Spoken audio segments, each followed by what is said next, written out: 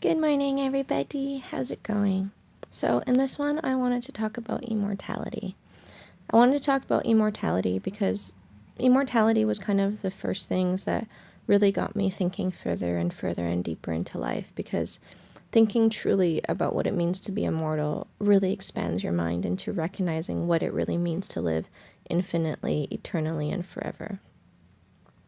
It definitely was obviously spurred by vampires. I had and have a very huge interest, intrigue, and passion for vampires. I just find them so sexy and passionate and intriguing. I'm not trying to say that I enjoy the parts of the blood and the killing and all the dark horrors that they allowed to happen with vampires either. I more am interested in admire the passion and the love for eternity and the depths of one's pain and where it takes you, and the striving for immortality only to recognize the gift of mortality, and etc., etc.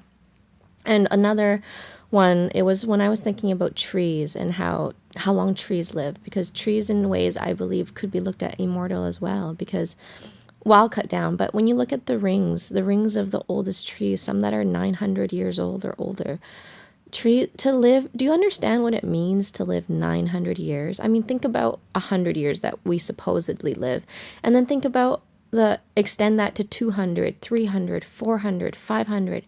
Think about all the things that you would learn and know, and how often you might wish that you didn't live anymore instead of wishing that you were immortal. How many times you would wish for mortality.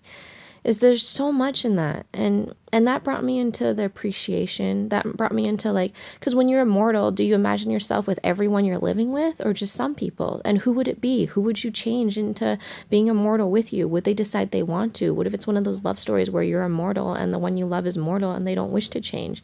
Then would you die with them? Would you stay with them? All those kinds of thoughts. There were so many amazing things in there, and that brought about so many love stories, and it helped me to appreciate life truly as in the moments of now, and who is in them, and all of the little things that when we're caught up in life that we find really insignificant, and when you really think about it, you really appreciate, because without that, what would you do?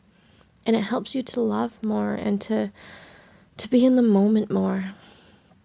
I really love life. I truly do. I've always loved life, even in the hardest, darkest of times, because I saw for what it brings. And to me, that's what's truly important.